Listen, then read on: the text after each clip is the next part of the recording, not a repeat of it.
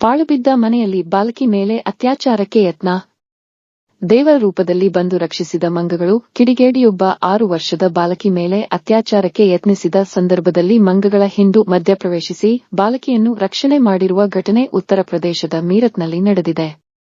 ಕಳೆದ ಶನಿವಾರ ಅಪರಿಚಿತ ವ್ಯಕ್ತಿಯೊಬ್ಬ ಬಾಲಕಿಗೆ ಆಮಿಷವೊಡ್ಡಿ ಪಾಳುಬಿದ್ದ ಮನೆಗೆ ಕೊರೆದೊಯ್ದಿದ್ದಾನೆ. ಬಳಿಕ ಬಾಲಕಿಯ ಬಟ್ಟೆಯನ್ನು ತೆಗೆದು ಆಕೆಯ ಮೇಲೆ ಲೈಂಗಿಕ ದೌರ್ಜನ್ಯ ಎಸಗಲು ಪ್ರಯತ್ನಿಸುವಾಗ ಅಲ್ಲಿಯೇ ಇದ್ದ ಕೆಲವು ಮಂಗಗಳು ಆತನ ಮೇಲೆ ದಾಳಿ ನಡೆಸಿವೆ. ಪರಿಣಾಮ ಆರೋಪಿ ಬಾಲಕಿಯನ್ನು ಅಲ್ಲಿಯೇ ಬಿಟ್ಟು ಪರಾರಿಯಾಗಿದ್ದಾನೆ. ಮಂಗಗಳ ದಯೆಯಿಂದ ಬಚಾವ್ ಆಗಿ ಮನೆಗೆ ಬಂದ ಬಾಲಕಿ ತನ್ನ ಪಾಲಕರ ಮುಂದೆ ನಡೆದ ಘಟನೆಯನ್ನು ವಿವರಿಸಿದ್ದಾಳೆ. ಮಂಗಗಳು ಹಿಂಡು ತನ್ನನ್ನು ರಕ್ಷಣೆ ಮಾಡಿದ್ದಾಗಿ ಹೇಳಿದ್ದಾಳೆ. ಇದೀಗ ಬಾಲಕಿಯ ಪಾಲಕರು ತಮ್ಮ ವ್ಯಾಪ್ತಿಯ ಪೊಲೀಸ್ ಠಾಣೆಗೆ ತೆರಳಿ ದೂರು ದಾಖಲಿಸಿದ್ದಾರೆ. ಆರೋಪಿಯ ಗುರುತು ಇನ್ನೂ ಪತ್ತೆಯಾಗಿಲ್ಲ.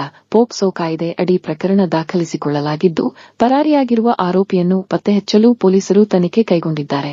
ಘಟನೆ ಬಗ್ಗೆ ಬಾಲಕಿಯ ತಂದೆ ಮಾತನಾಡಿದ್ದು, ಕಿಡಿಗೇಡಿ ನನ್ನ ಮಗಳನ್ನು ಹೊತ್ತೊಯ್ಯುವ ಸಂದರ್ಭದಲ್ಲಿ ಆಕೆ ಮನೆಯ ಹೊರಗಡೆ ಆಟವಾಡುತ್ತಿದ್ದಳು. ಆತ ನನ್ನ ಮಗಳ ಪಕ್ಕದಲ್ಲೇ ಓಡಾಡುತ್ತಿರುವ ದೃಶ್ಯ ಸಿಸಿಟಿವಿಯಲ್ಲಿ ದಾಖಲಾಗಿದೆ. ಕೊಲೆ ಮಾಡುವುದಾಗಿ ತನ್ನ ಮಗಳಿಗೆ ಬೆದರಿಕೆ ಹಾಕಿದ್ದನು.